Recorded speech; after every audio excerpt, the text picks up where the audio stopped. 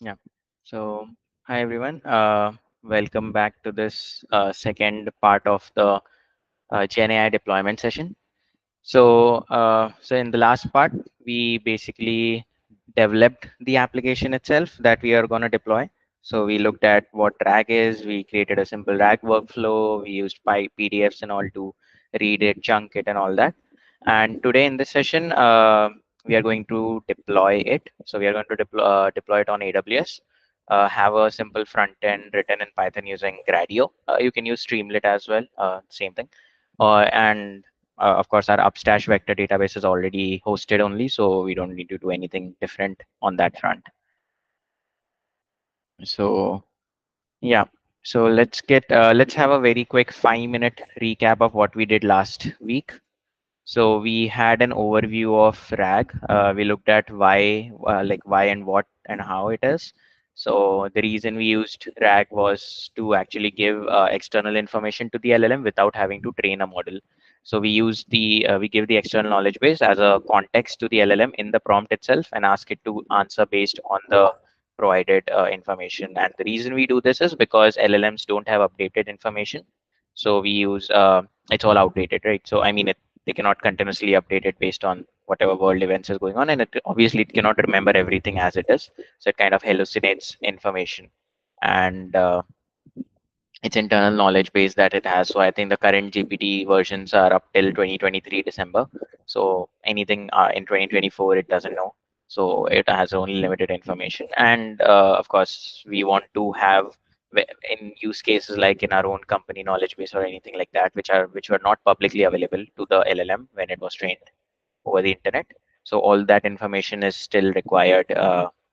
And if you want to like create a Q&A chatbot on top of that, you would want all that information. So yeah, we basically use RAG for that reason. And yeah, so the next part of how we would do RAG is we would have a ingestion step, a retrieval step, and a response generation.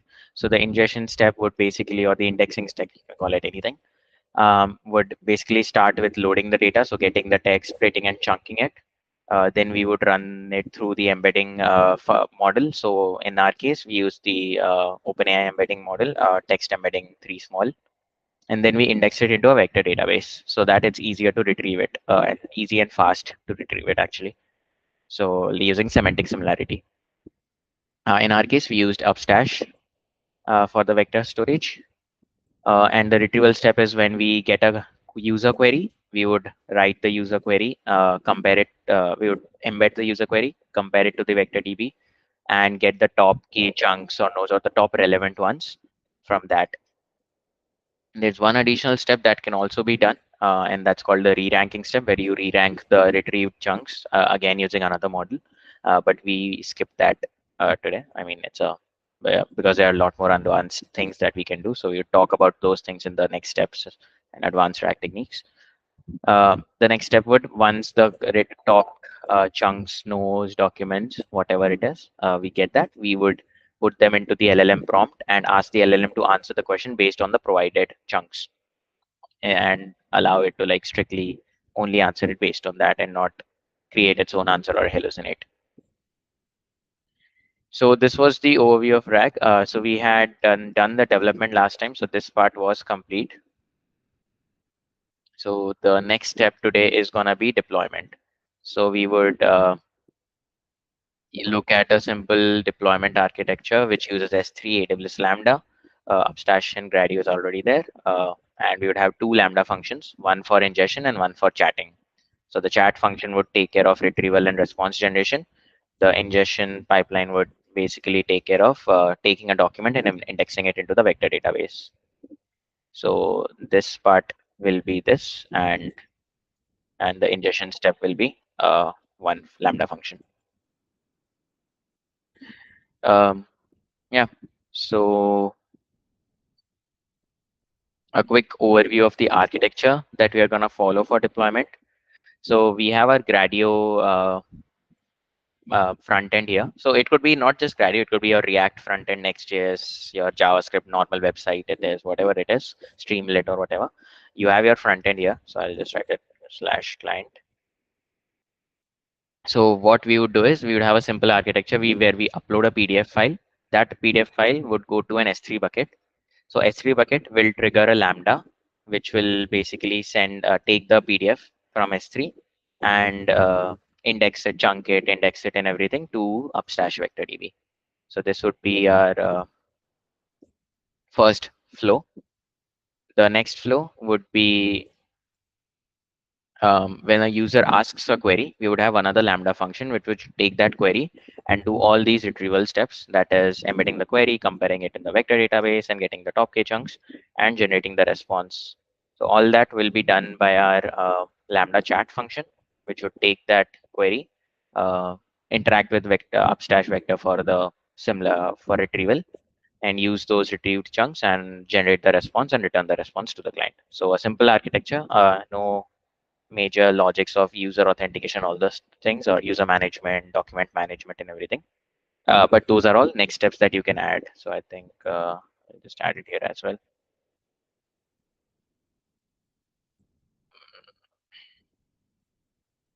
So yeah,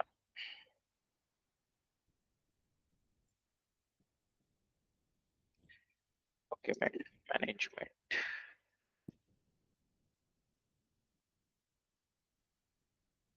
Yeah, so this is gonna be our architecture.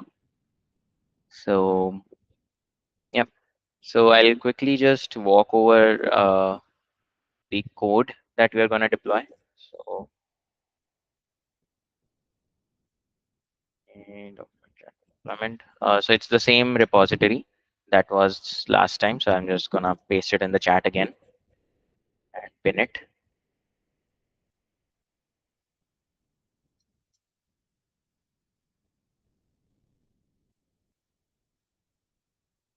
So yeah.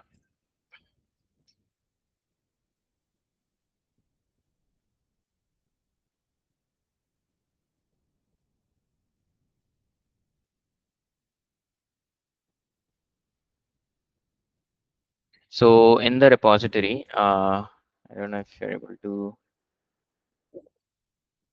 see it. Mhm. So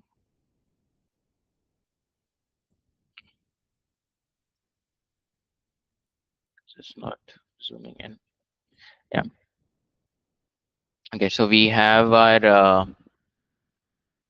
yeah. So we have our repository here. So the last time we went through this particular stage, that was the paper chat development. So we a quick revision of what we had. So we had our load PDF step. So where we would take a PDF file, open it with FIDS, and convert it to Markdown. And we would split the document based on Markdown headers and then recursively split it further so that our chunk size of 300 tokens is met and with an overlap of 30 tokens. So we use the tick token library to do the chunking and stuff. Sorry, the token counting and stuff. On top of it, it's actually a LangChain recursive text character text splitter, which was being used here. And that gave us like for this particular PDF, it gave us like 20 chunks. So it looked something like this. We had a different chunks and everything. The next step was to take those documents and we would embed it. So we would use OpenAI to convert it into an embedding. So we simply used a loop. But again, we can use a ingestion pipeline from Llama Index or even LangChain, I guess, to do that. But just to keep it simple, we used a simple for loop to do the embeddings one by one. Otherwise, we would normally do it parallelly in a batch. So currently, so OpenAI embeddings also support batch. So you can use like 10, 20, 30, 100. Sorry. Increase the font a bit. The font is slightly Uh, small. okay. Better. Yeah, good. Okay. So we would embed it using a batch size. So there's also a batch size thing that's available here. But yeah. So we would chunk it and we would add additional metadata like the text of the page itself so that when we put this entire chunk into the vector database, we will also be able to retrieve the associated text from it. So that was that. And Then we indexed the embeddings to a vector index. So we converted the chunks to vector to like Upstash's vector objects, which is just a class object to store it in a particular format. So ID, vector, and our metadata. And additionally, we also added the document ID, which is just the file name as our metadata as well. The reason being so that in future, if we want to only filter out for specific documents and chat with only specific documents, we could do that.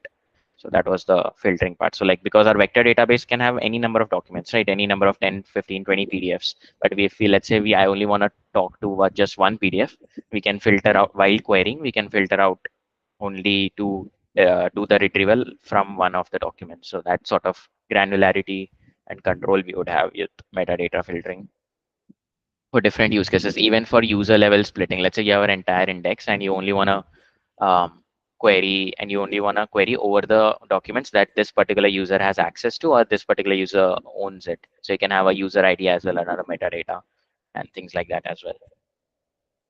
Uh, so that would make so that you don't really have to maintain your external separate DynamoDB to actually do the retrieval amongst different things, but rather your index itself can be used with metadata filters to do the user level management of the documents. Uh, sorry, Bhavesh, why did you use DynamoDB for vector store, like No, no, we vector? didn't use. I'm saying we don't need to use. We Okay. didn't use, yeah.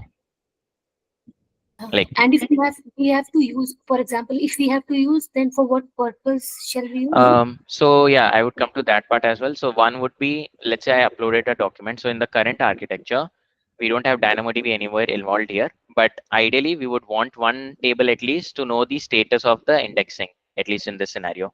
Because let's say, so currently we just wait for a few minutes and we just check from the backend to keep it simple, but we would ideally have a DynamoDB table here, which would so this lambda function will just update the status key. Okay, this PDF is done indexing. And then it will return that to the client to say, key, this is done. You can Okay. now start asking questions. So for So things like that, and also okay. document management and stuff, you can like storing the metadata of like what are documents, what all documents you have and all that. So general information about. So even though we have metadata filters, maybe we have the doc IDs, but from a user perspective, if the user wants to see how many documents he has, he can either directly query S3 or we can have a separate metadata table in DynamoDB for all the documents, uh, PDFs and stuff to see, and the user can select from that list to do it. So depending on the use case, we'll have to use DynamoDB at some point. So this is just the basic without any complication. So that's why we are not using it here. But ideally, you would want to use it to have some kind of store state management, right? Basically storing something depending on, yeah. I hope that answers the question. Yeah, yeah, got it. Thank you. Yeah. So, yeah, so we would just convert it to vectors objects and we would insert or upsert the vectors into the index. So index is just our vector DB from Upstash. Now the retrieval stages, let's say we have a query and we have a top key of 3. We would basically embed the query using the same embedding model, and we would index our Upstash with our query vector and pass in the top key and get the query results. And whatever the top 3 query results are in this particular scenario, we'll get that. And then we basically pass that as a, yeah, we basically pass those results to our as a context to the model. So things like this. So as you can see, there are three documents. So with this separation, yeah. So 1, 2, and 3. So all these 3 we pass in, and then we have a context retrieval function, which is just to encompass all of that into a single function. So whatever steps we just did here, we're just putting that into a function of so that we pass in a query, we get the query results and return the context prompt directly. So that was the retrieval, and the response generation was where we had a system prompt that you are a Q&A bot and you have all these rules and regulations, like you cannot answer from your own knowledge. You have to only use the context given to answer the query and things like that. So all these instructions we would put in the system prompt, and we would have a mapping of the available functions, because from last time we used function retrieval, function calling, sorry, in OpenAI to actually to use the retrieval at the right time. So instead of letting the LLM, instead of calling the retrieval function at on every user query, we are rather letting the LLM decide when to retrieve and when to use the existing context or the chat history that it already has, depending on whether it's a follow-up question or whether it's a new question. So we define that function definition, or like we told the LLM get that this is a function that lets you semantically let me see if I can toggle word wrap. Yeah, word wrap is not, yeah. Yeah. So this lets you semantically retrieve relevant chunks from a given document based on a query. So we ask the LLM that rewrite the search query. So instead of directly putting the user's question into as a query vector and doing retrieval, we would rather ask the LLM to generate a search query, which and even do multiple search queries. So even break down the user query into multiple search queries and call the same function multiple times to retrieve the relevant information. So yeah, yeah. So it retrieves the relevant chunks and all this. So we all So, give, Bhavesh, can yeah. audience code along with you, or they should observe, you think? They could code along, but I thought to just also this is I'm just doing the previous Got it. code, Got it. the Fine. previous code. Okay. They can do a Okay. code along, but I was thinking in interest of time, I won't. I mean, it's because last time I extended a lot, so I'll just Yeah. do the deployment. They can rewatch it and do it at their own pace as well if they want to. Sure. Sure.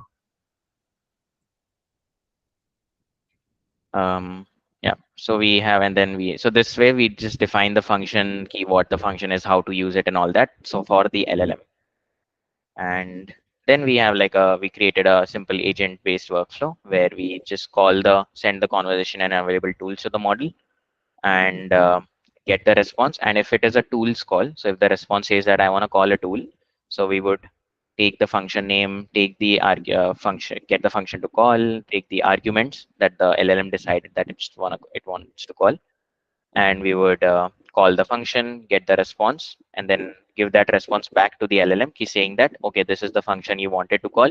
I have called it on your behalf, and this is the response that the function returned. So here you go. And then we get a new response from the model given this query and given this function that you called and its response. This is what do you want to generate? What is your final response? So that final response, we again generate it and then we return it. So if it's a follow-up question, we just directly return it, the original thing. But if it's a tool call, then only we do this workflow of calling the model and appending the message back. So yeah, so we would just do it like how does the PCY search work here, and we would get a question like user message, and we printed stuff like calling function with arguments. This is this, and this is the response that we got from the LLM based on that context. Yeah, and similarly we would do it like this. So this was what we had done last week. So now what we would actually do is we would create two Lambda functions, one for ingestion and one for chat turn. So the ingestion is this part that is uploading the PDF to an S3 bucket and then letting the S3 bucket be used as a trigger for a Lambda function. So we'll start by first logging into AWS.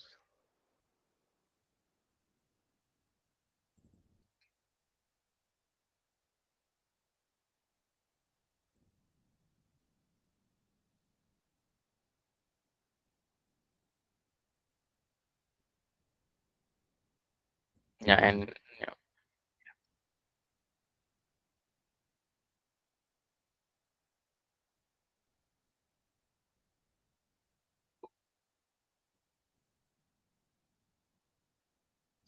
yeah. So the first resource that we want to create is an S3 bucket. So we'll just go to S3 and let's create a bucket. So I'll not use an existing bucket, but rather for the purpose of demonstration,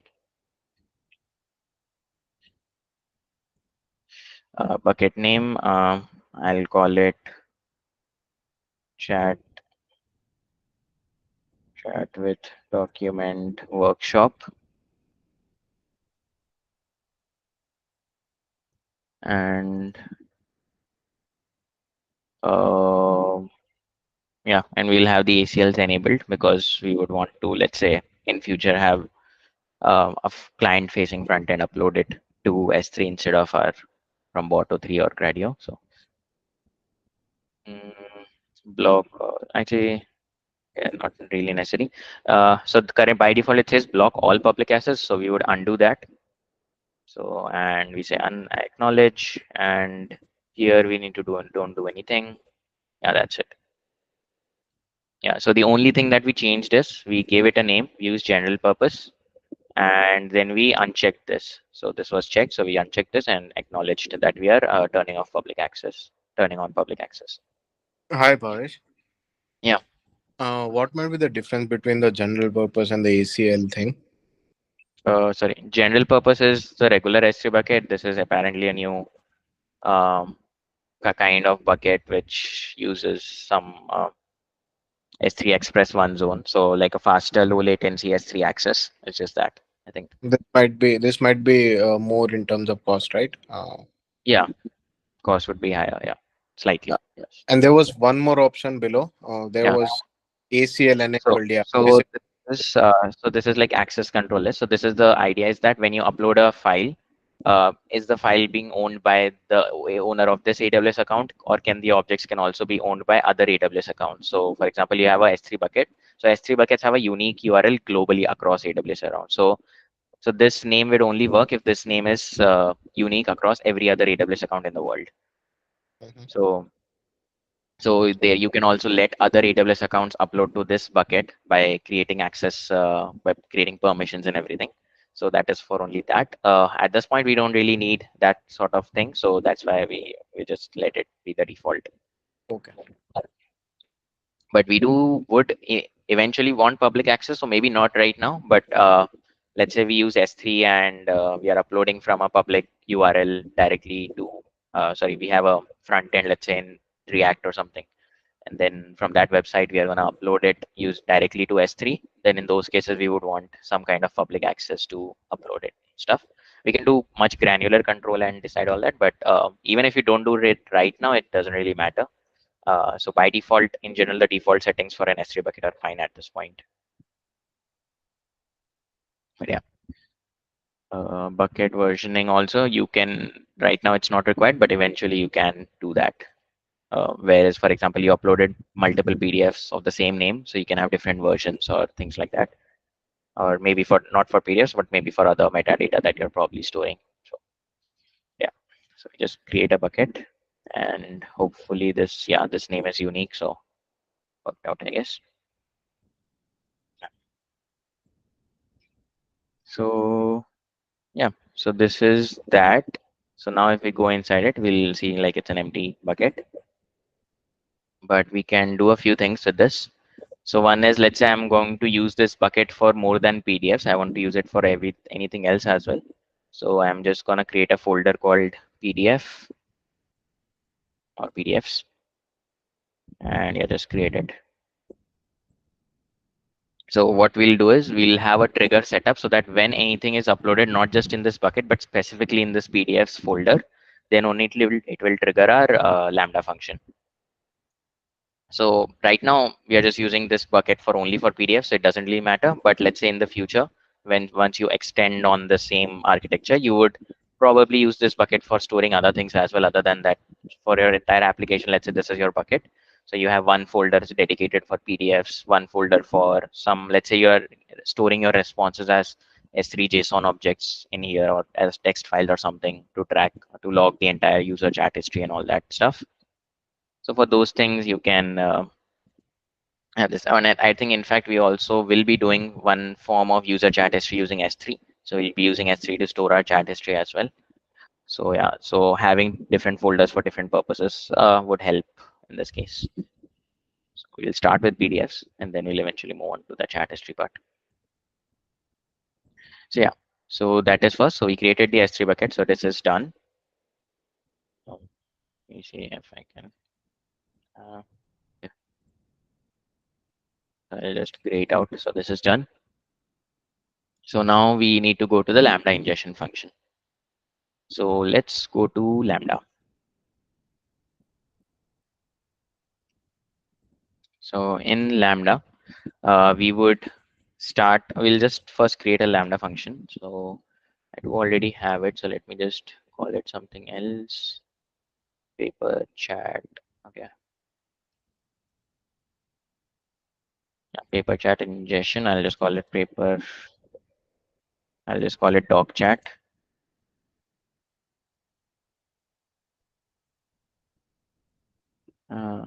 Yeah, doc chat ingestion. I'll set the runtime to 3.11. Like you can do 3.12 as well, but I'm just gonna install the libraries in because I have 3.11 installed right now. My system.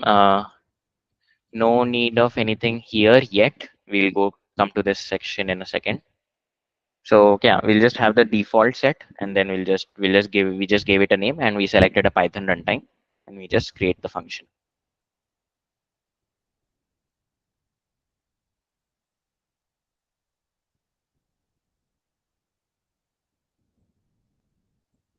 Yeah. So yeah, so now our function is created. So a Lambda function actually has things like destination and triggers. So trigger is when you want to start or call this Lambda function automatically when some particular event has happened. So in our case, we want this function to automatically get triggered when we upload a PDF file here. So we can do that by clicking on this add trigger button and select the source and search for S3 and choose a bucket. So in our case, we choose this bucket and select the events. So in the events, we can granularly select what kind of events do you want to let this Lambda function get triggered. So is it like creation of events or deletion of events or any kind of life cycle thing like Glacier? So Glacier is a S3 word. Glacier S3 bucket means that when files are stored in like deep archive storage and only accessed once in a while, like so for those things. But anyway, that's irrelevant. But yeah, mainly so create events or delete events. So in our case, we when we upload a file, it's going to be a create event, right? So yeah, so we can choose all object create events by default. That's already selected. And prefix. Now this is the part where we actually set key even inside the bucket when there is some file created. For what path do you want to do it? So we created a folder called PDFs, right? So we want to only trigger this Lambda when some file is uploaded inside this particular folder. So we can do that by specifying the prefix, which is PDFs in our case. So we just specify this. And we can also do suffix. Let's say we only want to do it for PDF files. So we can just do to a .pdf as well. So that is we can do. So let's work with PDF because you're with PDF. So we can set slash PDFs, sorry, PDF slash to say that only when some files are uploaded in this folder and only for those suffixes which have a .pdf in the file name. So yeah, and then I click on acknowledge and then click on add. So one thing though, so if you're writing some information back to the same folder, this will create a recursive call. So that is the recursive invocation warning that they're giving. So always, even if you, even if you're writing something, either write to a different bucket, or if you're using the same bucket, at least have the prefix and suffixes different so that it doesn't recursively call the same Lambda function to an infinite loop. Yeah.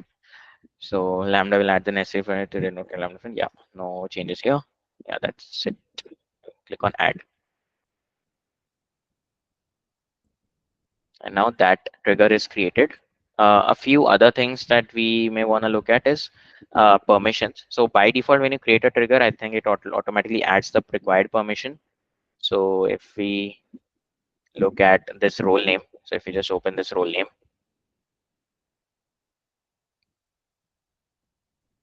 we should be able to, okay, it didn't add, I think. So yeah, so it didn't add. So let's add it. So currently, okay, it doesn't really need anything, so it's fine, I guess. But yeah, at one point we'll actually add the S3 permissions as well, because we'll be writing our chat history in S3, but not for this function, for the chat Lambda function. But yeah, we'll come to that in a second. So now in our code, we won't do anything. We'll just print the event just to see what happens when we actually upload a file. print event, deploy, changes here, and then I'll go to this folder and I'll just drop a file from here. Check deployment. Yeah. So I am dropping a PDF file here. No changes here. Just click on upload and click on close. So we just uploaded it. Now, how do we know whether this got triggered or not? So we can go to the monitor and of the Lambda function and see if it got triggered or not. So currently, yeah, let's do it 1 hour. So yeah, so we can actually directly also it updates a little late here. So we can meanwhile actually go to the CloudWatch logs and actually check that. So we can click on view CloudWatch logs and we will be able to see the invocation. Yeah, so as you can see, there's a log stream. There's a last event time of 9:11 UTC. So I think that's the same time, or like the only time. And as you can see, we added a print statement here, right, of the event. So now we can actually see that print statements results here. As you can see, it gives us a records. So it's not like, let's say you upload multiple files, right? So it will even take for multiple events. So we'll have to handle each event. So we'll use a loop to go over each record. And it has it has a key called S3. Under S3, we have information like what bucket it is, the name of the bucket, the owner ID and stuff, and also the object. So what is the object and the path to that object. So in our case, as you can see, we have our file here, PDFs, BC via search.pdf, and we also get other things like size and all these things. But yeah, so our key here is we want to get the bucket, the name we already know, but this is the key. So when we upload a file, we want to get the name of that file and stuff. So this is what we'll be retrieving from our Lambda function. So we'll go over this event object and go to object and then under that key. So you can actually also take a easier look at that object by creating a test event. So test S3 upload, let's say. And in the template, if you search for S3, you'll see S3 put operation. So this is how it looks actually. So you have your records, and for each record, you have an S3 key with the name of the bucket and stuff, and also an object key with the name of the actual key. So in our case, this is our key, and this is our bucket.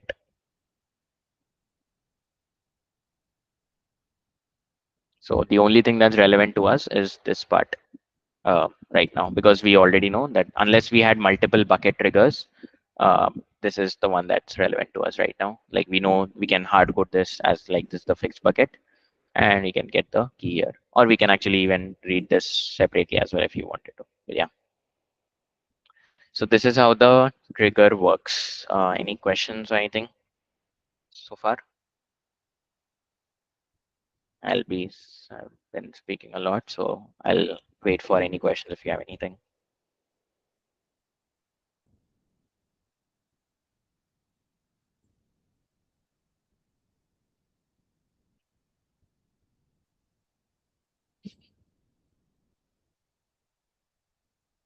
Yeah, so I think no questions, I guess. Okay. Yeah, so this is that. Now let's actually go to the actual code and put our code here. So I'll just go over this Lambda function code here. So you have two files here. So this is the PDF to MB that we were actually originally using to convert the PDF to a markdown text. And then this is actually our Lambda function. So we have all our imports and stuff here. We also use Boto3. So Boto3 is the AWS's Python client to actually interact with S3, Lambda, or anything. So if you want to call these AWS services in Python, we use the Boto3 library. We have our OpenAI, we have our index, the same thing. So we had our code here, right, to do the ingestion, like taking the PDF, splitting it, and chunking it, and all that. So we put all of that into a function called parse markdown into chunks. So it's the same code that we had in the notebook, just put it into like we have just put it into a function. So we have our headers to split on, markdown splitter. We to select the chunk size and I think split it. and everything and create the chunks. So this is our parse markdown into chunks function. And then we have index PDF, which would take our PDF and in turn call our PDF to markdown function, use the parse markdown into chunks thing, and then take each of those chunks and create the vector objects and insert it into the index. So as simple as that. So this is the only thing that we need to do here. So we have all our splitting stuff here, and we created a function to do the indexing. How is this lambda connected to Upstash using key? Yeah. So we had our key here, right? Okay, and yeah. Let me just go to Upstash. Okay, But yeah, got it. yeah. So we had our Upstash. Two things were in Upstash. There was a URL and a authentication key for that. So this is our doc chat workshop. Yeah, this was the one. And we have our token and our endpoint. So these two things are connected. So that's why in our code also, we created the index from environment. So we would pass these keys into our Lambda environment variable. So in the environment Lambda thing, if you go to configuration, you can pass environment variables here. So we'll add our OpenAI API key and the Upstash keys and stuff, everything in this environment variable section here. So the Lambda can directly access it. So we put all the secret stuff. We should always put them in environment variables and stuff, and not in the source code directly.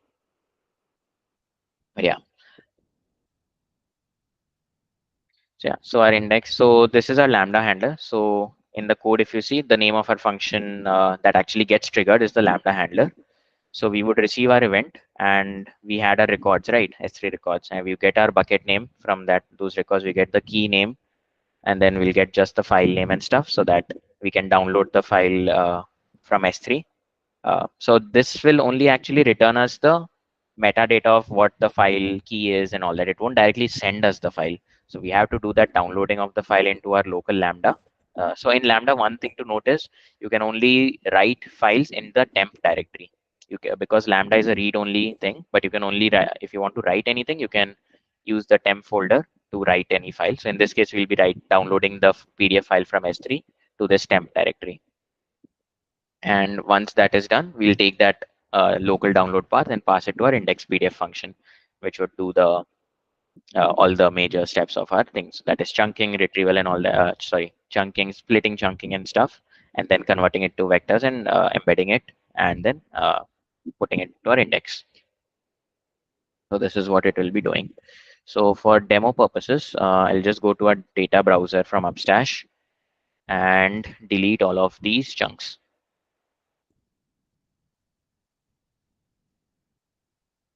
Confirm. Yeah. So yeah, and in the response, we are just going to just send. So this Lambda function is not going to respond anything to anyone else because it's a background job sort of thing. So once you upload to S3, this happens like a background job. So we are not, if we will not be able to receive that from anywhere else or like get that response. It doesn't really matter. So instead, we'll just return like PDF ingested and indexes or something like that. So let me just copy all of this code and paste it here. Apart from that, we also had another script, right? PDF to MD. So I'll just copy that code as well. And I'll just create a file here, paste it here, save it as PDF to md.py. Yeah. And now we have added our code into Lambda. Now we can just deploy it. And once this deployment is done, we can actually try it. So I'll just delete this file back.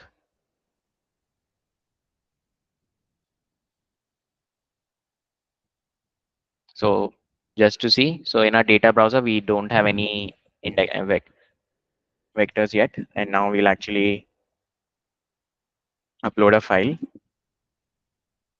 So I put a PDF file here and I click on upload. Now let's see if it works or not. So yeah, it won't work actually. So I'll just tell you why. So we put it, it will get triggered, but it won't fully do it. So if we look at it, You'll probably not get it. And we can actually check the logs here. So I'll just go back, refresh this, and the top first, the topmost is the latest one. And if we see that it says that unable to import Lambda function or module named FIDS. So if you notice here, we are using a bunch of third-party libraries like FIDS, OpenAI, LangChain, Upstash Vector. So all these libraries are not included in the regular runtime. So when we want to add libraries, we would want to, there are three ways to do this. One, actually two primary ways, let's say. One way is to create a Lambda layer. So Lambda layer is basically a zip file of those libraries installed that we just add it. And the other way is using Docker. So you can create your entire Lambda function, everything in Docker, and directly deploy the Docker image to Lambda. So we are going to do the former approach, which is simpler, which is just to create a Lambda layer and add it here. But in general, once you deploy a lot more stuff, you would realize that creating Lambda layers for everything is a bit of a hassle. So you would simply start using Docker. But just to keep things simple, we'll start with the Lambda layer. So in the repo itself, there is a folder called Lambda layers, and there's a requirements.txt, which has all our libraries that we need for this thing. So OpenAI, Upstash Vector, PyMu PDF, LangChain, and TikToken. So what we are going to do is, let me come back to my original VS Code. Anything else?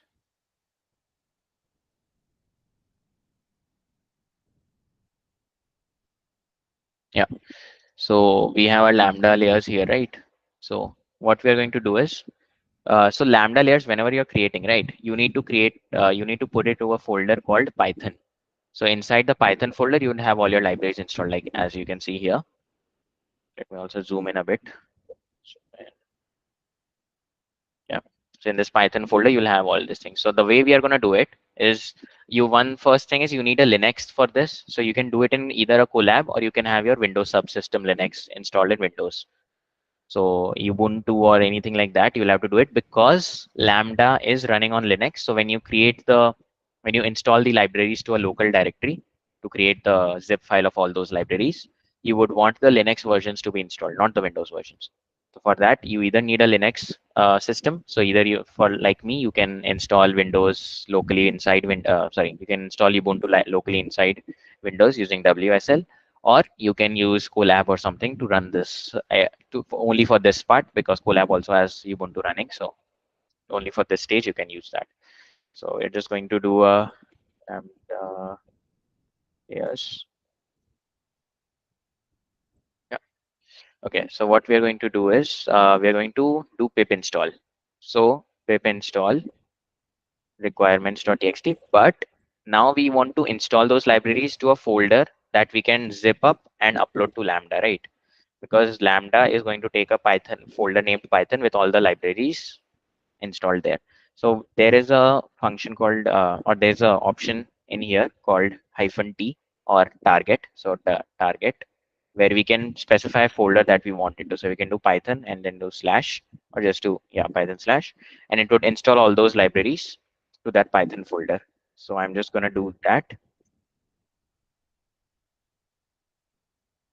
And I already have it installed, so I'm just running it for demo purposes. But yeah, so in general, it would create a folder called Python. So as you can see, it's already there. So it's just asking already exists. So in the target inside the Python folder, we have all our libraries here. So we have YAML, all the so the usual basic Python libraries. So we have the FITs, we have LangChain, we have OpenAI, we have Pydantic, PyMu PDF, and TikToken as well, and Upstash. So all these libraries are locally installed to a folder now. So what we do is we just take that folder and we zip that up to a zip thing. So I think zipping and all is fine. So we just take this doc chat layer.zip and we upload it. So at this, so I'll just do one thing. I'll also do the zip file. So for your sake, I'll have the Lambda layer pushed to GitHub as well. Uh,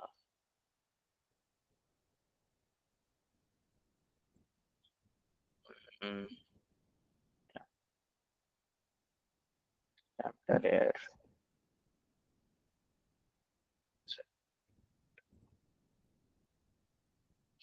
Yeah. Anyway, but yeah, we'll have this zip file, and what we need to do is we just need to go to our wait, where is this? Yeah, we just need to go to our AWS and basically upload it. So in our AWS, we would, on the left, there should be a thing called layers. So if you open up this sidebar in AWS, you will see a thing called layers. So you just click on that. And in layers, we need to click on create layer and give our layer a name. So I'll just call it doc chat workshop. And now you can upload a zip file. Now there is one limitation though with this approach. In the layer approach, I said there are two approaches, right? Either you add your libraries as a zip file in the Lambda layer, or we create using Docker. So in Docker, we have a 10 GB of size limit, which is more than enough for most purposes. But in a layer, we only have 250 MB of unzipped thing. So your total zip file itself can only be 50 MB of size. And once you so zip file is what? It's a compressed file, right? It compresses everything. So once you uncompress it or unzip it, the total size of the unzipped folder should not exceed 250 MB. So that's one limitation with the layer approach. So keep that in mind. So if you have smaller libraries and stuff, this would work. But if you have larger libraries like the deep learning ones, or even Llama Index is slightly larger than LangChain. So if you want to do that, you would want to use Docker instead of Lambda layer. So Docker approach would work in that case. So yeah, anyway, so yeah, so we'll just click on upload and take our zip file, take our doc chat layer or zip. So as you can see, it's just at the border of 47.7 MB. If it was over 50 MB, we would not have been able to do it this way. So actually, I was trying to use Llama Index instead of LangChain here, but Llama Index was a bigger library, so I was not able to do that. So that's why I switched to LangChain for this workshop. It was working in the Lambda layer, because Docker will take a bit more time to do that. So, but yeah, but once you have your workflow set up, Docker becomes much easier and a jiffy. Yeah, anyway, so we have compatible architectures. So x86, so I did it on my laptop. So, and the Lambda function itself is also x86 architecture. So we can select that, but it's optional. Even if you don't that, it's fine. And also the compatible runtimes are again optional, but because we did it in Python 3.11, we'll just select Python 3.11. And anything else, we don't need to do it. Yeah, but yeah. So, and then we just click on create.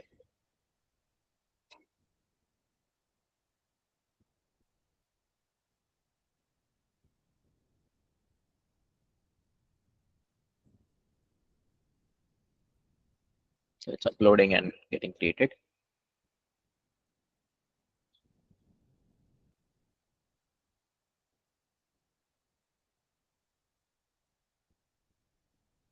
So the one thing is, once it's created, we'll have to just go here to our Lambda function.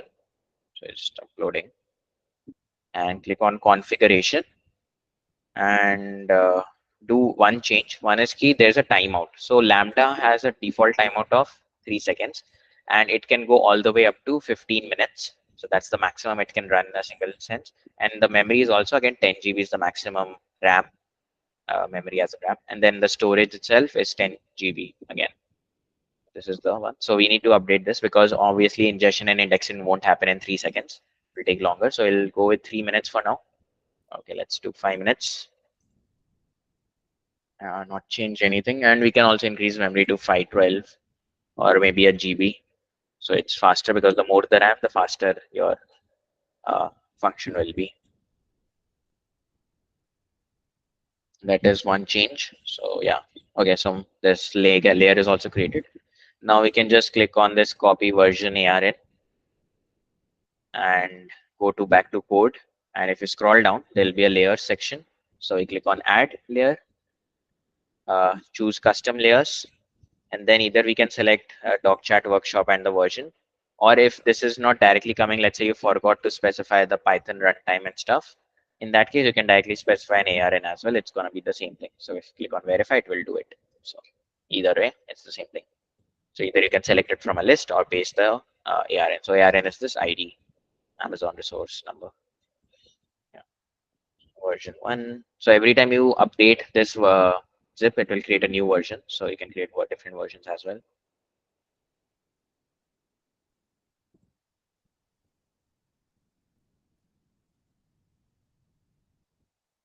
And as you can see, updated. Yeah, it's done. So now if we actually do it again, so let's again delete this PDF and do it.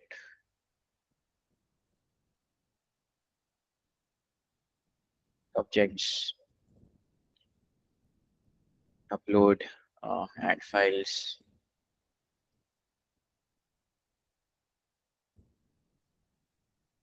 upload. Yeah, it's uploaded, succeeded. Now we wait. Now we go back to our logs and see if it got triggered or not. So yeah, there's a new event here. You can click on it. And yeah, okay. Now we get an error saying that the API key is not defined in OpenAI. So yeah, so that is one thing. We need to go to our function, add the environment variables. So in our environment variables, we'll add all our keys. So OpenAI API key, API key. We would add the Upstash endpoint itself. So Upstash REST URL. We would add the Upstash REST token as well, and then all the values for it.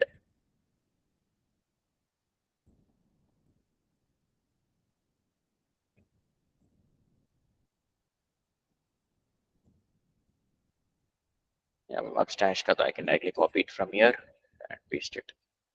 So these three endpoints or these three environment variables we can add, and we click on save.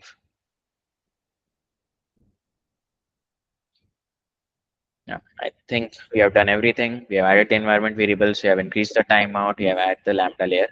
I think it should work now. So let's see. Yeah, actually, I can also test the same thing. So let's say I've already uploaded it, right? I want to test it again. So if I want to trigger the test and stuff, I can actually use this test event. That is S3 upload that we had created, right? Test sample test event. We can just replace our bucket name and our key here to do the test. Let us do that. Test it. Let's see if we get any errors. Yeah. Yeah. So now we got a permission error. Yeah, this was what I was waiting for. So normally when the trigger is giving is right. So S3 would normally just give the trigger, but it's not giving us the file, right? And we are actually externally as in within the Lambda, we are re-downloading it. So we need to add the permissions for the Lambda functions here. So we'd go back to permissions. We'll click on this, on this role, and click on add permissions and attach policies. And here we'll search for S3, and we'll start with just S3 full access, but in general, you can go more fine-grained by doing specific S3 things like read only or things like that. So read only will allow us to get objects and stuff. So, but for now, we'll just go to S3 full access and just click on add permissions. Yeah. So now let's see if this works. We'll go back to test and run the test again.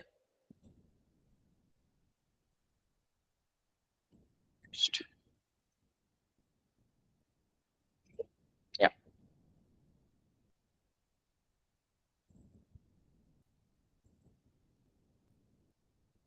Yeah, it says success. It says PDF, BCY search PDF.index and indexed. And if we look at our indexes here, we should see 20 vectors indexed here. So let's just try it again with the upload. So let's try another of PDF. So I'll just click on upload, add files, I'll upload a small PDF again, click on upload.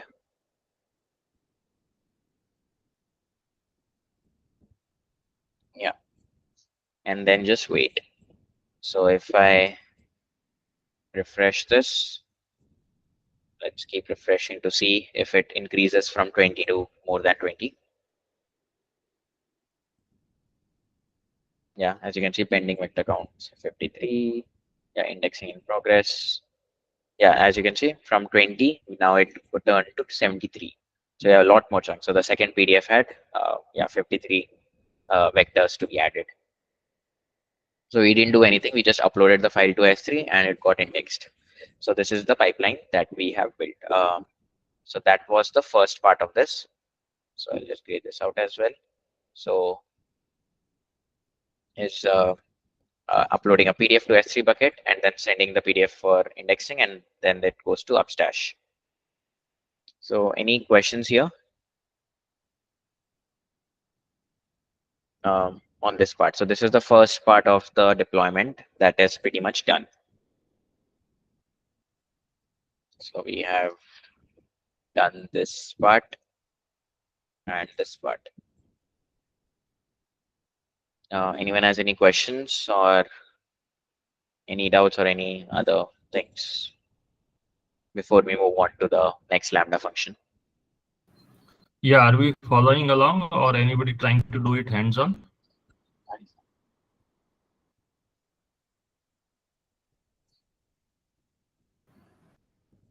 Nobody is doing hands-on parallelly? Partially already done with it, so just following as a function. Okay. Yeah. It's clear so far. Okay. Yeah. So let's move on to the next stage, that is the chat function. So this is the primary function. So this only happens like once in a while when you upload a PDF, but chat will happen consistently. So now we'll do the same. We'll go to functions. We'll create another function. We'll call it doc chat. I think chat. Yes, again, doc chat chat. We'll select by the 3.11. No changes here as such as of now. One thing though, we'll actually also have to enable function URL so that we can directly call this Lambda function. But so yeah, you can actually do that. But we'll do it again later on. So that's fine. Let's create a function.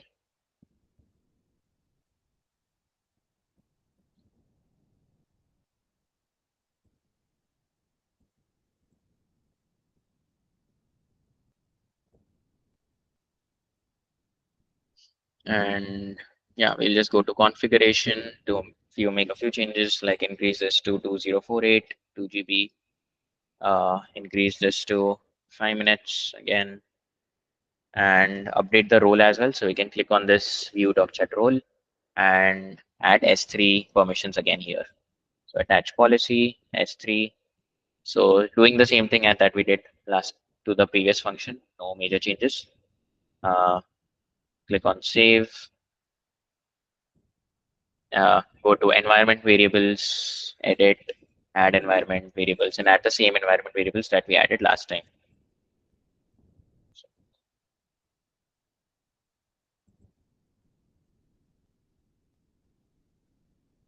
There's OpenAI.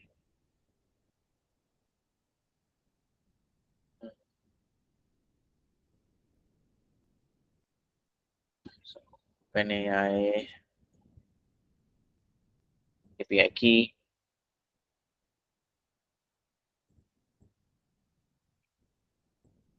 Upstash REST URL, Upstash REST token, paste the token and the URL. Click on save. Yeah, that does it. So we have our environment variables and stuff here. Anything else we need to do? Yeah, we need to add a layer. So the layer that we already created, right? So we're just going to add that. No need to create another new layer for the same set of libraries. One, add.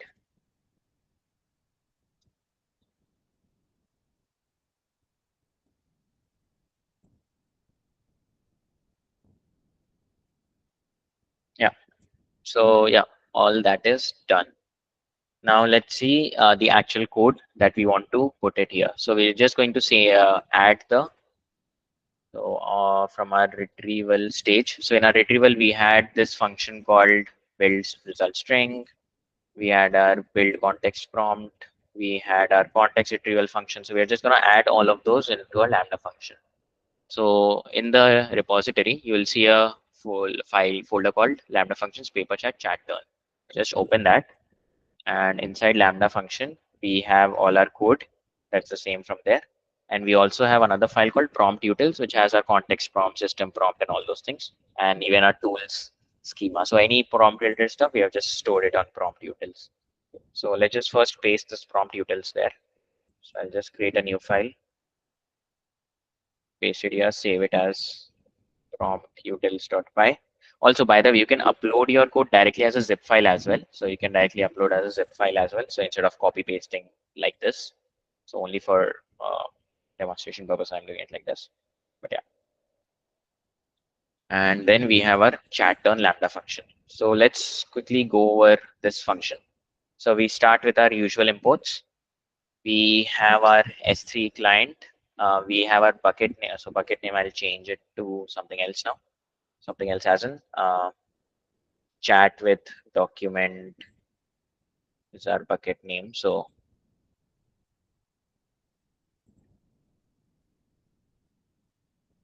and our prefixes PDFs. So this is the same location where our PDFs are residing. So bucket name S3 PDFs. So we have our OpenAI client, we have our vector index from Upstash, and then we have our context retrieval function. Same from the notebook. We have our available functions put here. And then we had our conversation turn function here, right? Which was doing the calling the function, doing the agentic flow of calling the retrieval function, uh, like giving us the call that it needs to call the retrieval function. We called it on its on the LLM's behalf and returned the response back to the LLM. So that same function is here. So the def conversation turn. So yeah, that's it. And apart from that, now we have two new functions here. Just to keep it simple, we are using S3 to store our chat history. Now there is one thing about Lambda. So if we want to retain our chat history, right? So Lambda is stateless. Stateless has an every Lambda function, every time you call the Lambda function, it will be independent of the previous one. So when you're calling, you just send in the text, right? But you also want to retain the conversation history and continue on that same chat, right? This is a chat, right? Not just a question answering thing, but also continuously asking follow-up questions and all that. So for that, what we are going to do is we have our messages, list of messages, right? So we would do is we would save them in S3 using pickle. So we'll just convert it to pickle, like dump it into a pickle file and save it to S3. And if you want to load the chat back, we'll use the get object and load the chat history using pickle.loads and do it. So this will just save to S3 and load from S3. So we'll just use this as utility functions with a chat ID. So in our case, the chat ID will be just a randomly generated chat ID, or we'll provide one.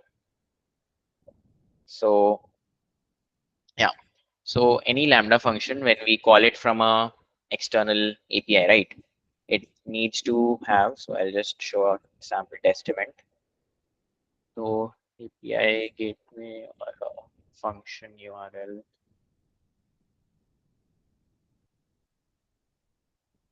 API API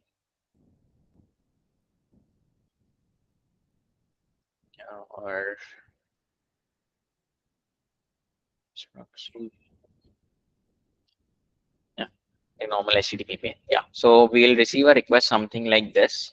It would look something like this, but we are only interested in the body of the request. So body contains basically the actual string. So yeah, so we ignore all of this and we'll just create a simple test function called with body. And in our body, we'll have things like yeah, query and chat ID. So this, so currently ignore this, but yeah. So ideally, so this is for the situation. Let's say we want to add metadata filtering based on doc IDs. You can do it like this, like getting those doc IDs. Well. So query like what is behavioral cloning, and then I have a chat ID.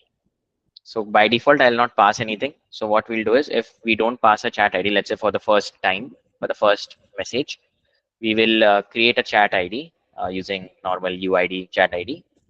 We'll create the messages. We'll pass in the query to our conversation turn function, get the responses and stuff, and then save that chat with this particular chat ID. Pass in the messages. So we want to save the messages in S3, right? So we'll pass on those messages here, and then we return that response body to our client. In our response body, we have the response.content, which is our actual message, and we have our chat ID as well, and we have tool calls JSON. This is just for our own sake, for our own measurements. The only thing relevant to us is the response is this. So let's just copy it and then just see it, what it is actually doing. Just call it test.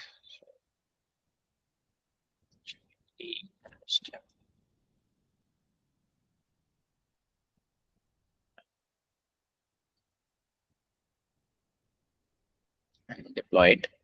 So a few things. This is basically like when we are testing it from Lambda directly AWS, right? It is a dictionary, but when we actually send it from a actual client, right, it sends it as a JSON string. So depending on whether it's a dictionary or a string, we would actually need to use JSON.loads to parse the string into a dictionary. So that's just only for that. So, yeah. So let's just try it. So I'll have a test function here. So what is behavioral cloning is I ask, and let's test it.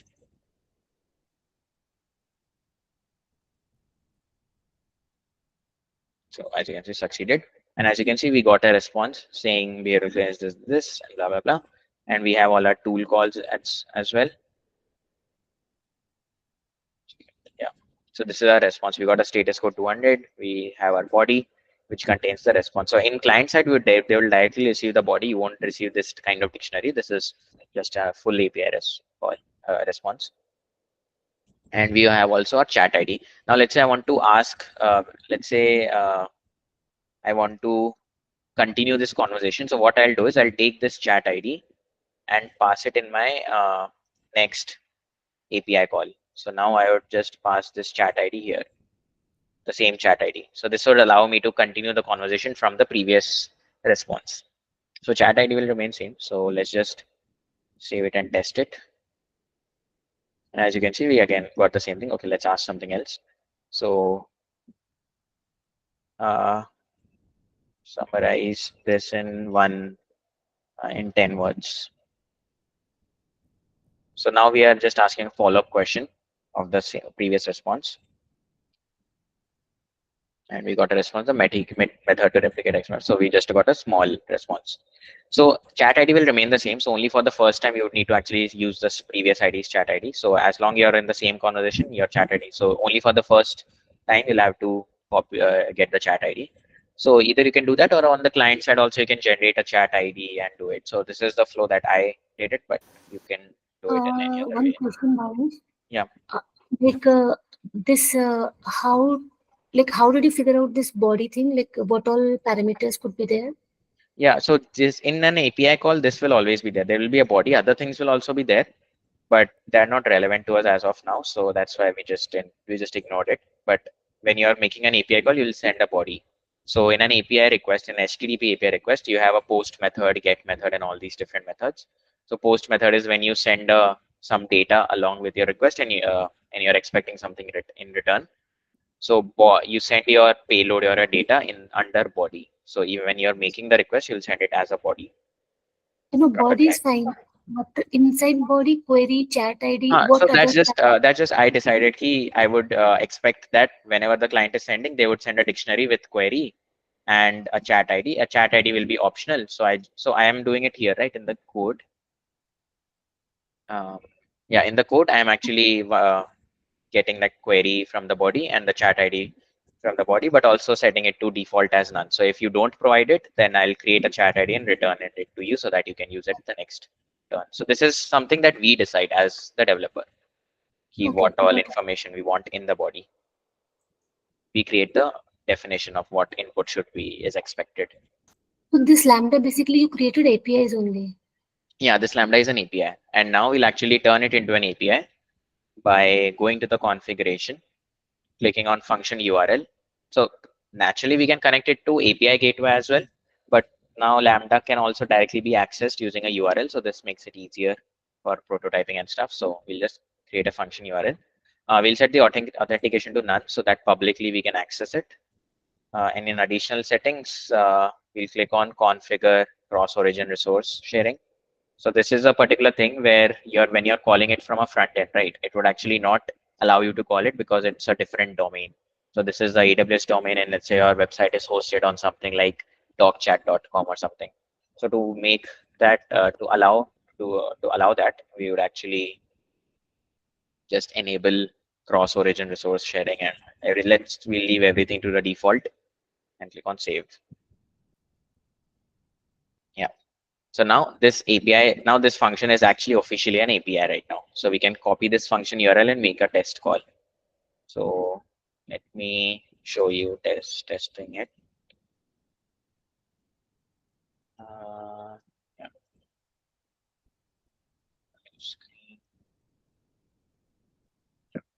So now, yeah. So now, so we can use Postman or anything to test it. I'm using Insomnia just for demo purposes, but yeah. So what I'll do is I'll just create a new HTTP request. I'll make it a post request. I'll put the URL here, and I'll go to the body, and in the body I'll select JSON, and whatever my question was here, right? I'll just put that there. I'll remove the chat ID for now.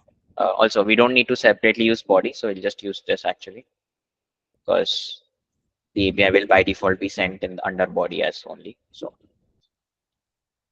no changes here, no authentication or anything. We'll just click on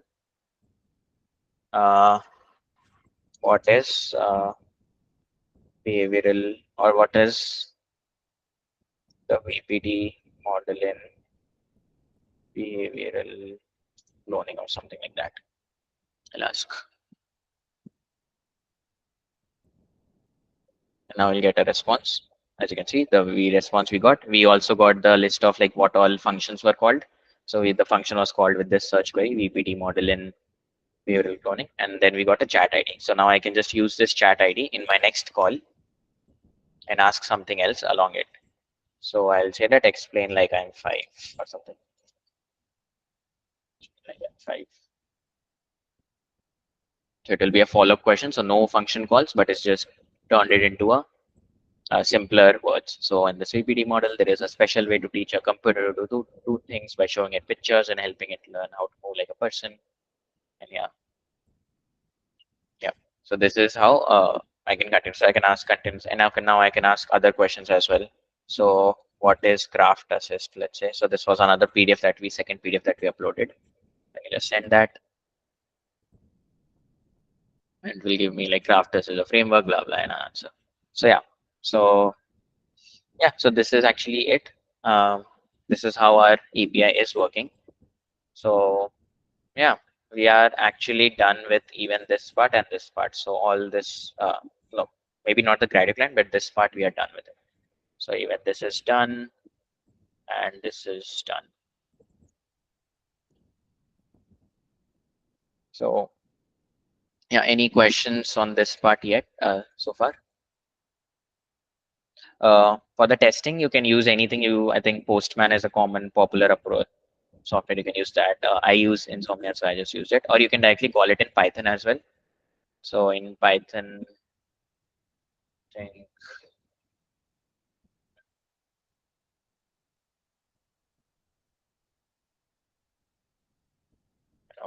there.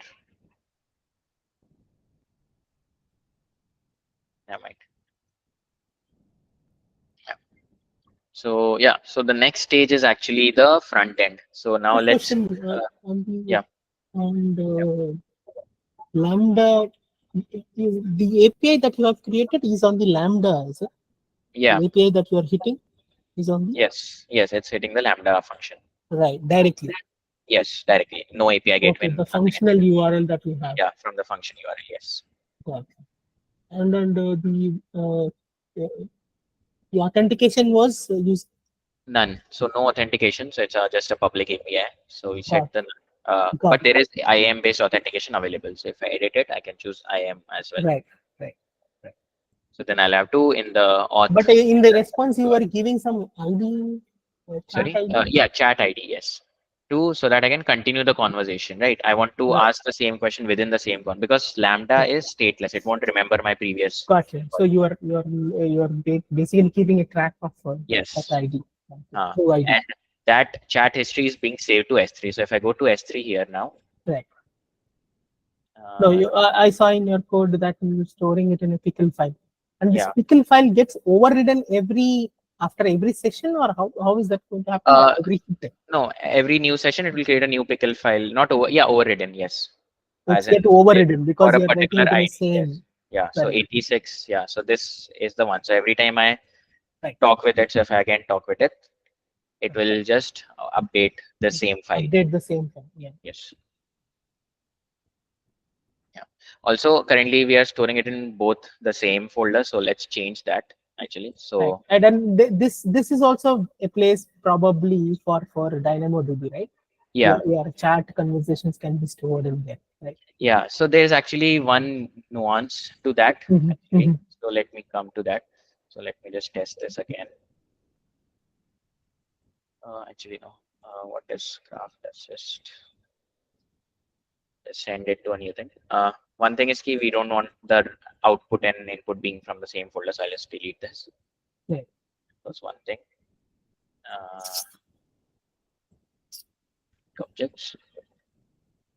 But rather have a different folder called chat history. So I did that by specifying the S3 prefix as chat history or some folder you want to create. Right.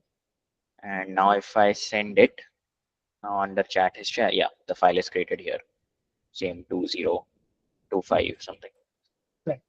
Yeah. So now the problem. So now, yes, you would use. Let me just verify it once. Summarize in 10 words. Yeah. So now the problem with, or more like the nuance with DynamoDB and S3 is key. DynamoDB, each item has a limit of 4 KB. So you cannot store the entire chat history in the single. Right. That is one thing.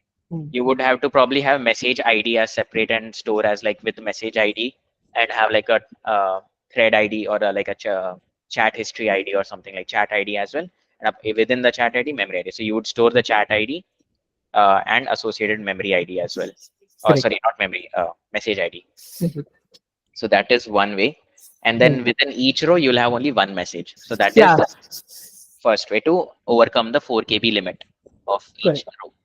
Yeah. But let's say my input message was, now in our input message, we are passing in different chunks, right? The entire chunks and all. So let's say I reach a point where my chunks or my input prompt itself is really big and it goes beyond the 4 KB limit. That is one potential pause because our ever increasing context length, currently the context length of OpenAI is 128,000 tokens. So it's possible that it might go beyond the 4 KB stipulated limit. So in general, for most purposes, it won't go if you are doing at a message level record. So every row in the DynamoDB is one message. You won't have that issue, but at some point, eventually, you might reach that point. Right. And basically, you can store a file and file path in the yes, basically exactly. The so that's what I said. So or a more scalable or a future-proof approach is to have a hybrid. Use DynamoDB for the file path in S3 and store the actual thing in S3. Correct. The only reason why I'm asking is IO is always costly. Yes. Yeah. Yeah, IO of S3, yes, it will be costly. Than your database. Yeah. Right? So another hybrid approach, if you want to do, is have the recent messages stored in DynamoDB or in Redis. Yeah. Redis. Yeah, Redis is also there. So even Upstash has a Redis functionality, so you can directly do this as well. Correct. And or if you want to, let's say, still use DynamoDB and not touch S3, then the other approach is if you can check your message length, if it exceeds 4 KB, you break it down into 2 different rows Right. and then upload to a Dynamo. So they are so yeah, you'll have to think Right. your way based on Your your use case, Correct. what Yeah. approach would work best. Right. Right. But And yes. also your limit of 5 messages, past 5 messages in the screen is something which you can optimize in which way. Yeah. Sorry, 5 messages in the screen? No, when you are giving a chat, basically, if you are giving a chat, so you can have a pagination or something of that sort. Yeah. Right. Yeah, So ideally anyway. yeah. We are currently chat history is just storing all the messages and sending all the messages again. But Right. eventually we would have a point where we would summarize the chat, have only the key points, only Right. have the recent messages in the chat history and all that thing. So True. the more we develop it and more forward, more things like these will come up and True. we'll optimize it and make it more production ready. Yes. Yeah. Yeah. So on that note, actually, we can just go over to our Gradio. So Gradio is so in Hugging Face is like a user interface creator in Python. So you can create simple AI use cases, like user interfaces for AI use cases using Gradio. So it's like Streamlit, but a different version or like a different library. That's it. So we just use Gradio. We won't go into too much depth here, but it's pretty like you can have a Gradio primer. But one thing is key, we need an upload to S3 thing, right? When we upload a file from Gradio, it needs to go to S3. So for that, we'll use Boto3 again because we have written in Python. We can directly go to use Boto3 and send it here. So I'll just update it to. Bhavesh, I had a small question. Yeah. Whenever the thing is overwritten, it appends the Yes. content. Yeah, appended. Yes. So because we are just writing the list, the chat history list as it is to S3, right? So we have our list of messages here. So this list of messages is basically, so when we load a chat, we are just getting the latest list of messages, passing it. This message gets appended here. So as you can see, messages.append, second response message and those things. And then we take that updated message and then we save that chat. S3. Okay.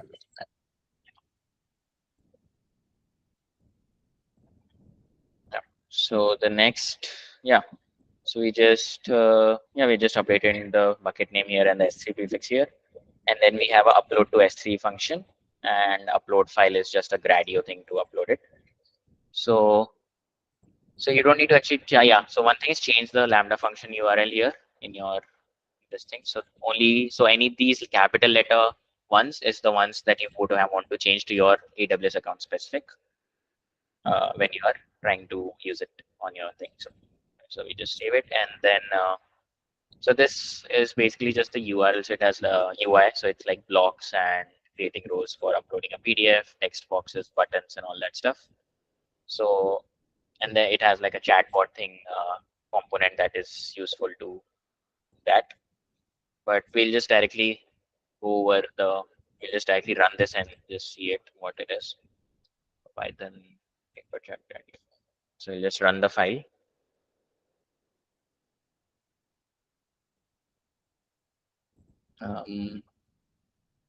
Sorry, 80 cannot find empty port. Yeah, let's do 8081.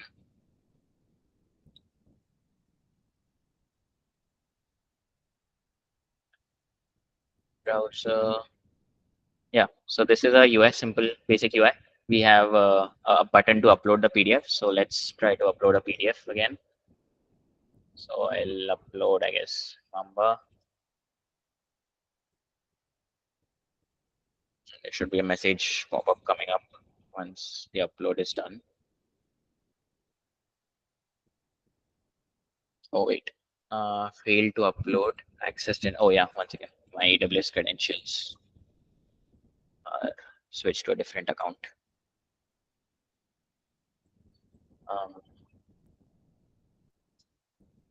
What is this written like first line LLM PyTorch? What is that? Where this thing? No, in the terminal only. That's the Conda environment, the Anaconda Python Conda environment. Okay. the current activated environment. Wait, sorry. Exit. No. This will turn to default.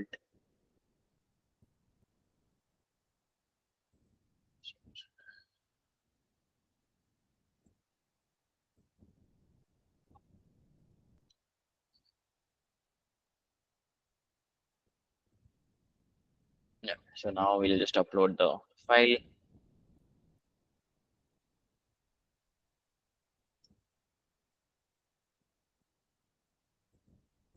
Yeah, PDF files uploaded and getting indexed. So ideally now we would want a way to figure out whether the index is being done or not, right? So for that we would use something like DynamoDB to store the state that if this file has been indexed, and then have a function on the front end to call DynamoDB and check whether the status is done or not.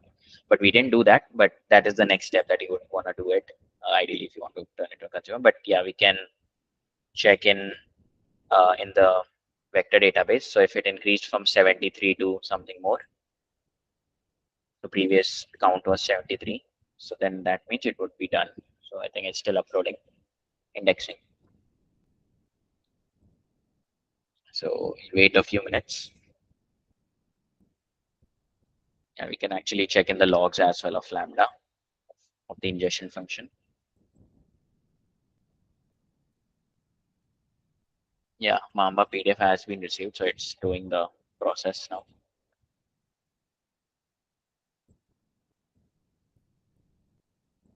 Yeah, so 249. Yeah, so our chunks have been indexed now. Now we can actually start chatting with it. So I'll just ask key, what is Mamba?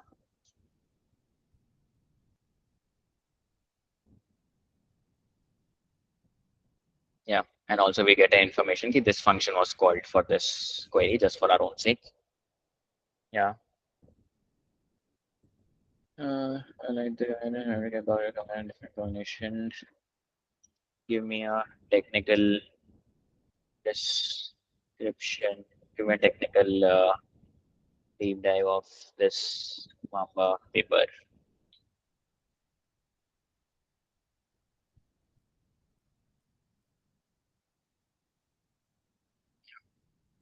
Mamba paper tells me the Mamba blog, which is described as generation path. Yeah, so we're getting the answers. Now, if I ask anything random, let's say, what is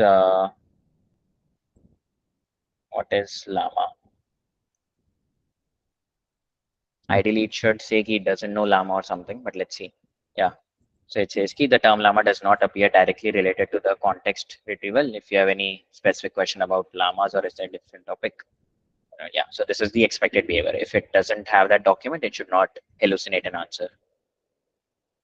But yeah, this is, yeah, that's it actually. So this is our front end for too simple to interact with So our. chat ID is maintained. Sorry. Chat ID.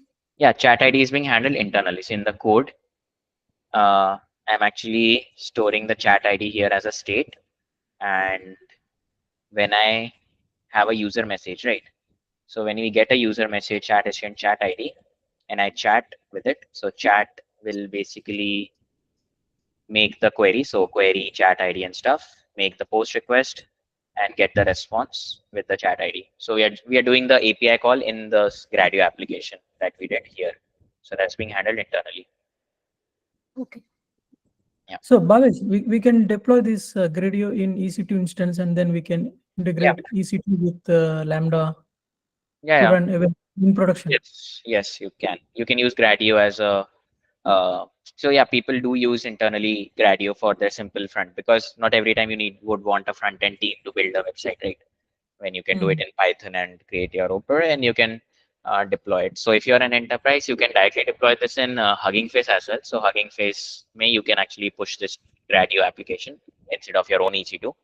That is also one thing. And if you are fine with public things, then you can upload to Hugging Face for free as well, but it will be publicly accessible.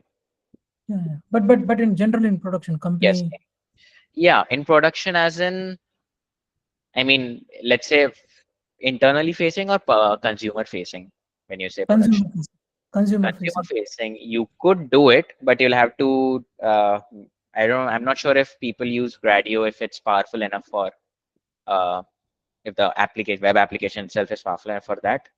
But yeah, you do it, but it would be like more like for experimental or preview sort of thing. It's better, but if you do like a full on thing, then probably you would want a better front end. But given that our backend itself is hosted on AWS and Gradio itself is not doing any web application work, it's more acting like a pure front end with no API, like which just making an API call. So yeah, I think you can do it in production because even in Gradio you can do all of that stuff. So instead of Lambda, I could actually write all that backend within Gradio itself. But because the goal was to create an API and deploy it in AWS and use it with a front-end agnostic thing. That's why we did it Gradio. But yes, technically, yes, you can do it, use it for consumer production. At least in this kind of architecture where Gradio is serving purely as a front end with no moving parts. Yeah. For demo purpose, so we can deploy the Gradio part in local machine, but for production wise, so maybe I'm just thinking like EC2 is the best way. Yeah, actually, so there is a thing called in Gradio itself. Actually, for now, you can actually, if you're running your own laptop and you want to show it to your colleague or something who is on your different laptop, so you can actually just put this share is equal to true here, and it will give you a public link. So it will run on your local laptop, but it will be deployed accessible as a public link. Okay. Share is equal to 2. Yeah. So running on public link. So if I click this now, this is a public link. So if I paste it on the chat, you will be able to actually talk to it. So maybe you can try asking it questions on this URL. Upload a PDF if you want to, or if you just want to quickly test it, just type search, ask what is craft assist or something like that, and it should be able to answer it. So this way you can do it as well. So even in EC2, you can run it on EC2, just have the ports open, and you don't need to create your own API gateway, load balancer, and all that stuff. Just put share is equal to true, and this will work with it. Yeah, so data application is publicly accessible now. So that's one link that I shared. So yeah, that is one way you can do it. Okay, so you did the IAM role sometime, right? What was the reason for that? For accessing S3. Okay. So S3 maybe we are getting the PDF file or using it to write our chat history as a pickle file there. So those things we need S3 access, right? So for that we added S3 permissions in IAM for this Lambda. So what do you need to do in the IAM role? So yeah, I'll just show it again. So if you go to permissions and configuration, so let's say this is my role. Just click on this. And you can click on add permissions. And under add permissions, you can attach policies and you can search for the relevant service. So let's say I wanted DynamoDB. So I can search for DynamoDB and give the relevant DynamoDB access. If I want S3, I can search for S3. It says there's some other service you want to use, then those things I can access. Then I click on add permissions. First IAM, then I need to do the roles, right? Yeah. Just clicking on configuration permissions and then add permissions from attach policy. So this will they have like a bunch of presets policies, but you can also create your own custom inline policy as well. So where you select a service and let's say you want only read access to S3. So you can select only read access, only let's say get object is the only thing that you want to allow. And that sort of way also you can do. So this is more like granular version. So ideally in production, you should do like granular and give permissions only on a need basis so that it's more secure. But for testing purposes, we just give full access to S3 to the function here right now. But ideally in production, you would create a custom policy with specific permissions. Like exactly in this particular case, I'm using put and get. So I would only give those permissions. So if you see here in my S3, I'm specifically doing only put object and get object. So I need only these two permissions, not the full access. So I can do it that way as well. Okay, thanks. And one more thing, that you use the ARN, right? Sometime. Sorry? ARN. Yeah, that was for the Lambda layer copied. So every resource has its own ARN. So just to add the layer, so if you're when you're adding a layer and in the custom layers, if it's your layer is not visible, so you can directly specify the ARN as well, paste that layer's ARN as well. Yeah. First I need to create the layer and then. Yeah, but yeah, most cases, if you set everything right, you should be able to see it here. So not really needed.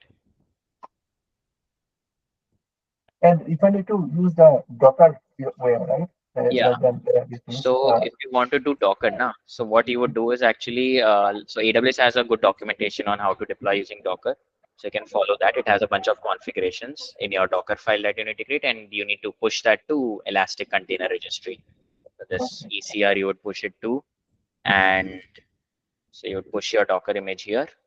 And once you push it here, you will be able to create a function with container image. So in container, you can select the ECR image that you have pushed here.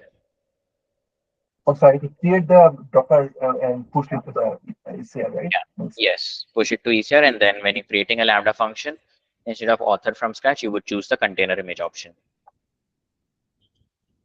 Where can I find the documentation there in the AWS system? So yeah, so I'll just AWS Lambda.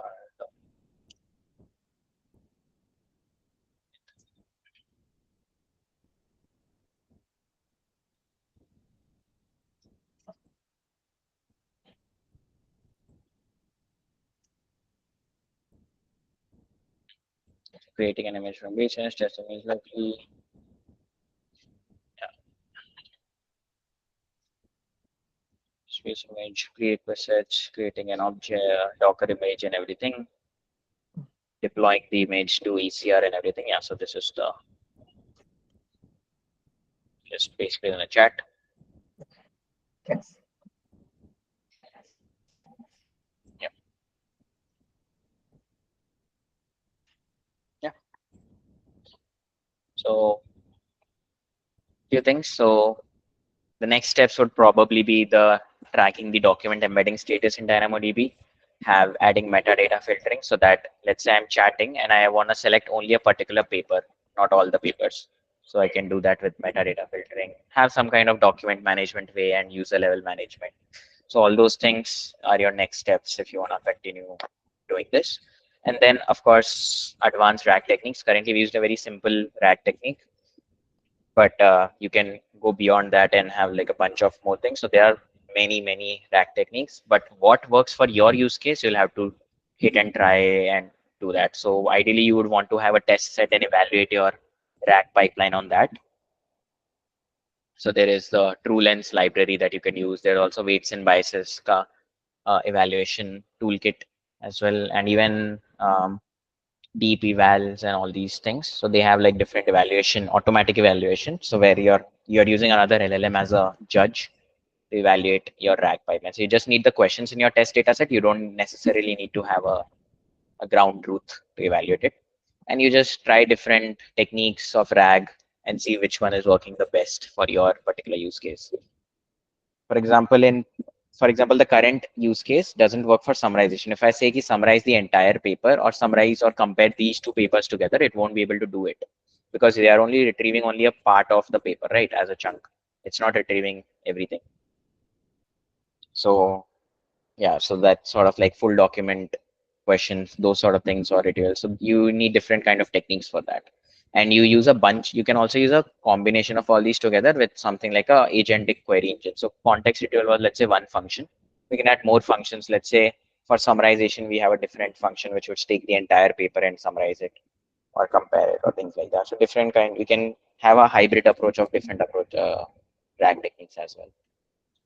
But yeah, another thing that is regardless of whether you use a different RAG technique or not is a re-ranking model. So a re-ranking model, what it does is, so let's say I get my top K results. So let's say, yeah, so this is, let's say my top K results are these. So let's say I'll just get it. So this is my top 3 results or top 5 results. So now I want to, so this is like in first position. So this is the most similar. by retrieval, semantic similarity. This is the third, and this is the fourth, and this is the fifth. Now, based on my question, it's possible that semantic similarity was not so accurate because semantic similarity is only embedding based, not text based or something. So what you can do is you can actually have a model called a re-ranker. So re-ranker will, what will do is it will take the original question. So yeah, let's say this is my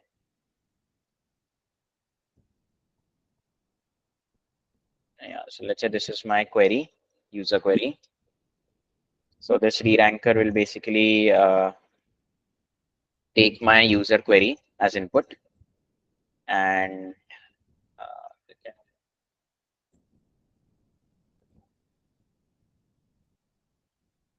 yeah, take my user query as input, take all these results from the retrieval pipeline as input as well, and give me a reordered version of this. So I can actually have a reordered version where this is, let's say this is more similar, and let's say this is more similar, and this is like this or something like this. So re-ranker will actually re-rank the results based on actual understanding using an LLM. So it's not a big LLM, it's a small model which has been specifically trained for taking text inputs like these and re-rank them into a different order. And then from this, I can actually select only the top three. So I can just discard this and only select these as my final version because these are the most similar ones. So generally the way this is used is like re-ranker would actually be used with multiple documents. So let's say 10, 20 documents, and then we use a re-rank to select the top three amongst those 20, top three or top five. So this is actually a much this will actually increase your accuracy slightly more than the just the pure semantic similarity based as well. This is also something that can be looked into. Yeah. Yeah. Any other questions or anything? If you have, let me know. Otherwise, that's the end of the session.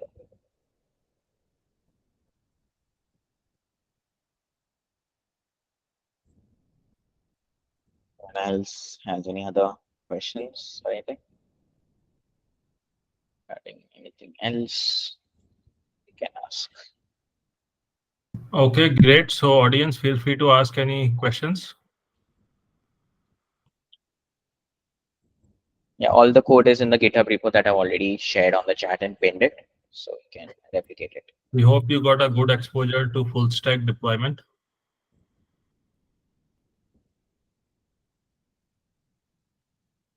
Yes, Vivek. I mean, I want to say this, Bhavesh, these two sessions are incredible, like mind blowing. Thank you. Thank you so much. Thank you for the kind words. Yeah, hi Bhavesh. Yeah. Yeah, can you give some explanation about like blue score and rose score for probability of that? Like you have taken only top For three. evaluation. Yeah, for evaluation purpose. Yeah. Yeah. So Blue and Rogue, these scores are traditionally, Blue was traditionally used for translation tasks and Rogue was traditionally used for summarization tasks, and they are based on the fact ki whether your answer has overlapping sentences or not, overlapping sentences and words. So these are fine, used to be fine for traditional NLP or like summarization tasks. These are fine, but today for a RAGs kind of use case, right? The problem with that is your answer could be anything, and every kind of answer could be the same answer, just written in a different word, in a different text or paraphrased, and it could be correct. Now, how do we judge or evaluate a RAG pipeline using these NLP Rogue or Blue metrics? So one is you can do it, but it won't give you the full picture of whether it was good or not. And also there's also the problem of in your test set, you would now need a ground truth as well. Even though in a text-based scenario, NLP scenario, ground truth are very subjective in nature, right? It's not an objective answer that you can directly measure. So in those cases, there is something called the RAG triad. So triads. Yeah. So true error or true lens has a uses LLMs. So let's say it will use, so GPT models and all these are actually good judges and good evaluators as well, discriminators. So regardless of whether your generation itself is from GPT-4, you can use GPT-4, Claude 3 Opus, and different LLM models powerful LLM models as judges to judge whether your result was good or bad. So that part they can do well. So for that, we use RAG triads, which uses LLMs to evaluate the RAG pipeline in 3 aspects. So one is the query. So we have 3 things, like we have the query, the context, and the response. So whether the context that was retrieved from the semantic similarity is relevant or not. So that is the first thing. So we ask the LLM, this is the input, and this was the context retrieved. Is this question is this context relevant to the question or not? We ask the LLM, and it gives us a score of between. We say that if it is a little bit okay, give 0 to 1 score. If it is perfect, then give 3, 4 to 5 as your score, and things like that. We tell the LLM to do, and it gives us. And now, once you evaluate whether the retrieval was fine or not, the next stage is whether the response is based on the context or not. So this is the part where we are checking hallucination, whether the model hallucinated its own answer or is it actually using the context. So there we can again, so this is where groundedness comes in. And once that is done, we also need to check whether the response, let's say even if it was grounded, even if the context was relevant, whether the response generated was relevant to the query or not. So answer relevance. So these 3 are the areas that usually RAG pipelines are measured in. Depending on your use case, you can have much more granular level of measurements, but these are like the general 3 measurements of metrics to measure your RAG pipeline on. So the advantage of this is that you don't need a ground truth data set. You can just have a bunch of questions, like 20 questions, 30 questions, 50 questions. You don't need a answer for it, but you can just run the pipeline on those 50 questions and then let the evaluation pipeline evaluate in all these 3 areas based on the answer that was given. So yeah, in the future session, we'll actually cover evaluation as well, evaluation of RAG or other LLMs in general. But yeah, does that answer your question? I think I Yes. answered the question Yeah, based on the context Yeah, of got RAG. it. Yeah. Yeah. Okay. I mean, you can use RAG and Rogue and Blue and all those stuff as well. So people do use that as well. But if you want a more detailed picture of what actually went wrong or what actually happened, using LLMs as judges is the current way to, because you can do human evaluation as well in all these areas, but that's going to be expensive, right? You would have to actually hire a person to sit and evaluate and all that. So you can do the same thing as a human, but or you can outsource it to an LLM. Yeah. Thank you. Anyone else has anything else? Okay, any other questions, folks? Okay, thank you, Bhavesh. Excellent session as usual. You can see the audience really liked it. Thank you, folks, for joining. Thank you. And if you are a student participating in the Anand Hackathon, all the best for next weekend competition in Bangalore. There are attractive cash prizes. The hackathon website, again, I'm sharing. So I believe tomorrow is the last day to submit your entry. They already have quite many registrations. So it's a very, very popular hackathon. So do check it out. So with that, we come to the end of this session. Thank you for joining. Yeah, Thanks, thank you, Bhavesh. everyone. Very well done. Thanks, everyone. All the best for your